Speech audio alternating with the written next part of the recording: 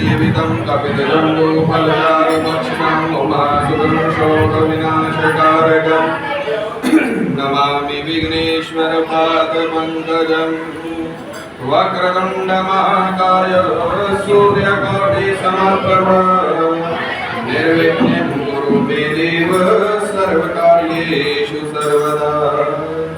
कथा प्रारंभ होता है सुनो वीर हनुमान राम, सुनो वीर हनुमान राम लक्ष्मण जानकी सदा करे कल्याण सियावर राम। जय जय राम मेरे प्रभु राम करो कल्याण सीताराम। बोलो राजा रामचंद्र महाराज की, श्री कृष्ण भगवान की, श्री लक्ष्मी नारायण भगवान की, बोलो सचिया ज्योताबाई वादी सदा की जय। बोलो साचे दरबार की। आज श्री कृष्ण जन्माष्टमी व्रत कथा। इंद्र ने कहा कि हे ब्रह्मपुत्र, हे देव, व्रतों में उस उत्तम व्रत को कहिए जिससे प्राणी सांसारिक दुखों से मुक्त हो जाए, और हे ब्राह्मण, उस व्रत को कहिए जो ऐश्वर्य और मोक्ष को भी देने वाला। नारद ने कहा कि त्रेता युग के अंत तथा द्वापर के प्रारंभ काल में नीच कर्मों को करने वाला अत्यंत पापी कंस नामक दैत्य पैदा हुआ। उसकी महाश्रेष्ठ सुंदरी बहन देवकी नाम वाली थी। उस देवकी से उत्पन्न जो आत्मा पुत्र होगा वही उस दानव कंस को मारेगा। इंद्र ने कहा कि नारद उस दैत्य की कथा को विस्तार से कहिए। क्या देवकी का वह आत्मा पुत्र अपने मामा कंस का वध करेगा? तो नारद ने कहा किसी समय उस धर्मात्मा पापी दैत्य कंस ने ज्योतिषी से पूछा कि हे विप्र, मेरी मृत्यु कैसे होगी? ज्योतिषी ने कहा कि दानवाधीश यादवेंद्र वसुदेव की पत्नी देवकी, जो कि बोलने में बड़ी ही चतुर तथा आपकी बहन है, उसका आत्मा पुत्र जो कि कृष्ण के नाम से विख्यात होगा, शत्रुओं को परास्त करेगा, वही सूर्योदय के समय तुमको मार डालेगा। कंस ने कहा कि हे बुद्धिमानों में श्रेष्ठ, विचार करके कहिए कि इस मास किस दिन किस समय मुझे कृष्ण मार डालेगा। तो देव यज्ञों ने कहा कि दानेश्वर माघ मास के शुक्ल पक्ष की सप्तमी तिथि को महात्मा कृष्ण के साथ तुम्हारा भयंकर संग्राम होगा। उसी संग्राम में तुम ही जीत कर वह मार डालेगा। इसलिए हे कंस, तुम अपनी रक्षा का प्रयत्न करो। नारद ने कहा कि हे देवराज, ज्योतिषी द्वारा इस प्रकार बताया हुआ कि कृष्ण कंस को मारेगा, इसमें कुछ भी संदेह नहीं करना चाहिए। इंद्र ने कहा कि हे मुनि, दैत्य की जो कथा है उसे कहिए, और कैसे कृष्ण की उत्पत्ति होगी, कृष्ण के द्वारा कंस कैसे मारा जाएगा, और किस प्रकार बार बार उसके साथ युद्ध होगा, उस पूरी कथा को विस्तार से कहिए। कंस नाम के महादैत्य ने अपने द्वारपाल से कहा, मेरी बहन जो देवकी है उसकी तुम ही पूर्ण रक्षा करो।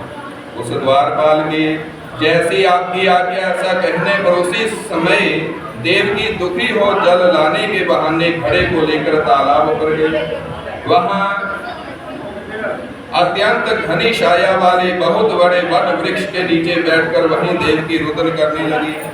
उसी समय सुंदरांगी यशोधा नाम की स्त्री ने आकर देवकी के प्रति बहुत सुंदर वाणी द्वारा कहा कि हे कांते, क्यों बार बार रोती? हे कल्याणी, मुझ पर कृपा करके कहो। तब दुखिता देवकी ने यशोधा से कहा कि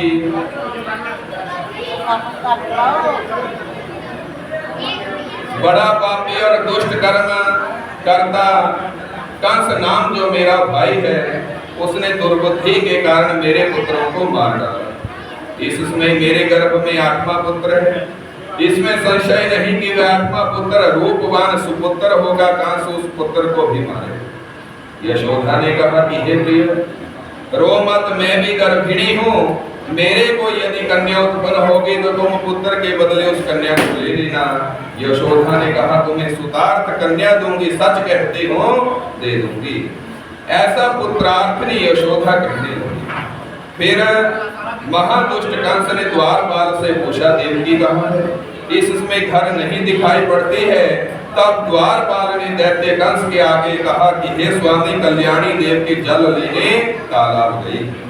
द्वारपाल की वाणी सुन कंस क्रोधित होकर कहने लगा, तो इसी समय वहां जा जहां देवकी गई है। आज्ञा पाकर उस द्वारपाल ने देवकी को देखकर ये वाक्य कहा कि हे देवकी बहन, किस कारण से तुम यहाँ पर आई हो? यों कंस के सेवक उस द्वारपाल के पूछने पर देवकी ने कहा, मेरे घर में जल नहीं, मैं जल लाने आई। द्वारपाल से इतना कहकर देवती अपने घर आ गई। इधर कंस ने भी अपने घर आकर द्वारपाल से कहा कि अपने घर के भीतर रहते हुए इस बहन की रक्षा करो, और कंस स्वयं भी उस देवती की रक्षा करता। कंस ने अपनी बहन को घर के भीतर बंद कर दरवाजों में ताले लगाकर बाहर शूल मुदगर लिए हुए दैत्यों को नियुक्त किया। इस प्रकार उसकी व्यवस्था करके विजय मंदिर चला गया। वहां पर भी दिन रात सोता नहीं था और इस प्रकार देवकी की रक्षा करता। एक समय सिंह राशि के सूर्य में आकाश मंडल के जलधारी मेघों से घिर जाने पर भाद्रपद महीने के कृष्ण पक्ष की अष्टमी में आधी रात को वृष राशि चंद्रमा में रोहिणी नक्षत्र में बुधवार में सौभाग्य योग से संयुक्त चंद्रमा के अर्धरात्रि में उदय होने पर आधी रात के उत्तर एक घड़ी में जिसका फल श्रुति स्मृति पुराणों में वर्णन किया गया, कभी झूठ नहीं होता, इसमें तनिक भी संशय नहीं। ऐसे विजय नामक शुभ मुहूर्त में कन्या का कृष्ण का जन्म और उसी क्षण सब दरवाजे खुल गए। इधर द्वारस्थ अस्त्रधारी सब दैत्य मूर्छित हुए। उसी समय वसुदेव जी देवकी के आगे उठ खड़े हुए। देवकी ने अपने स्वामी से कहा कि हे स्वामी, शीघ्र ही उठो, इस पुत्र को लेकर गोकुल चले जाओ। वहां पर इस पुत्र को नंद गोपाल के रमणीय घर में यशोदा को देना। यशोदा को कन्या पैदा हुई है, उसे ले लेना। देवकी के पति यत्न से पुत्र को लेकर यमुना की ओर चल दिए। रास्ते में जाते हुए उस पूर्ण जल वाली नदी को देखकर वसुदेव जी बड़े चिंतित हुए। मधुर वाणी से बोले कि मालूम पड़ता है आज मेरी मृत्यु यहीं पर हो जाएगी। और पुत्र के जीवन का भी संदेह यहाँ उपस्थित हो रहा है। यूं मन में बहुत विचार कर उन्होंने यमुना नदी में प्रवेश किया। अथाह जल वाली यमुना श्री कृष्ण के चरण स्पर्श करते ही क्षण मात्र में थोड़ी जल वाली हो गई। फिर वसुदेव ने गोकुल में नंद के घर के समीप जाकर जैसे उनकी धर्म पत्नी ने कहा था उस प्रकार उस बालक को यशोदा को समर्पित कर दिया और अपने वचन की रक्षा करते हुए उस यशोदा को अपना पुत्र देकर उससे कन्या को लेकर शीघ्र लौट आए। यमुना को पहले की तरह लांघ कर मथुरा नगरी में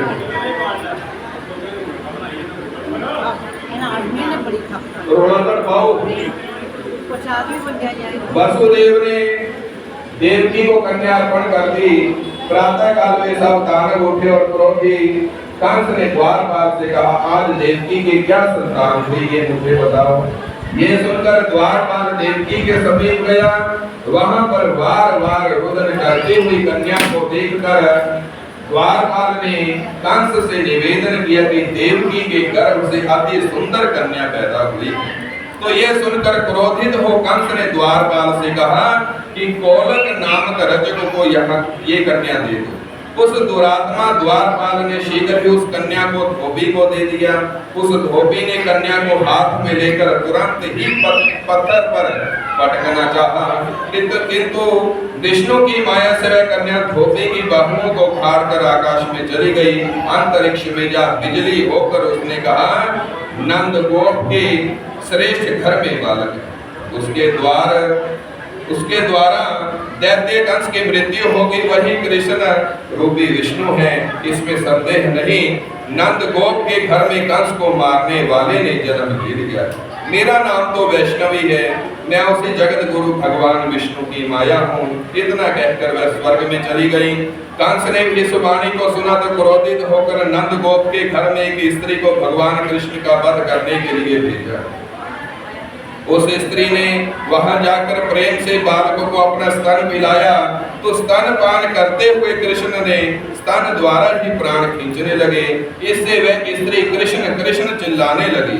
जब शिशु ने उसके स्तन छोड़ दिए तो वह व्याकुल हो गई और जहां से आई थी वही दानेश्वर के पास चली गई।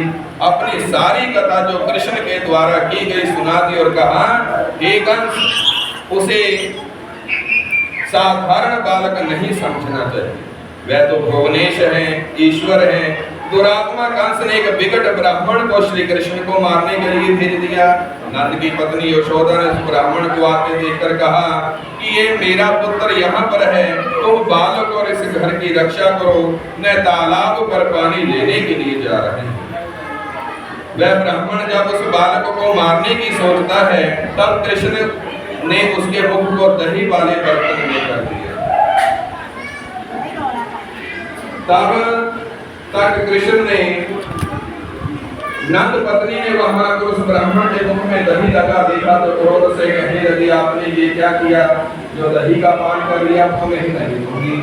इधर वह ब्राह्मण का उसके पास जाकर कहने लगा, यह बालक तो भगवान विष्णु है, त्रिलोकी के नाम है, ऐसा समझो, इसमें तनिक भी संदेह नहीं करना चाहिए और तुम्हारा अवश्य ही वे बालक रूप भगवान वध करेंगे।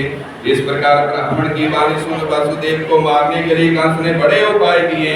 कृष्ण की मृत्यु कैसे होगी ये सोचते हुए कंस ने बड़े आदर पूर्वक केशी नामक दैत्य को कृष्ण के वध के लिए भेजा। कंस से पूजित हो केशी नामक दैत्य घोड़े का रूप धर गोकुल में गया और कृष्ण ने उसके ऊपर चढ़ने मात्र से ही दैत्य के प्राण हर लिए।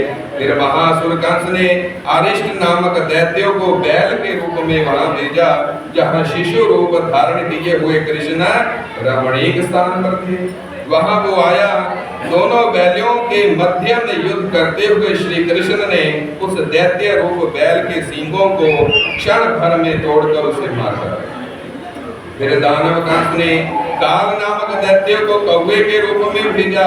वह ज्यों ही मारने की इच्छा से कृष्ण के समीप आया, श्री कृष्ण ने कौवे को पकड़कर उसके गले को दबोच कर मसल दिया, उसके पंखों को अपने हाथों से उखाड़ दिया, जिससे काल नामक असुर मार डाला गया। तब कंस इस बात को बराबर दिन रात सोचता रहा कि कृष्ण की मृत्यु कैसे होगी।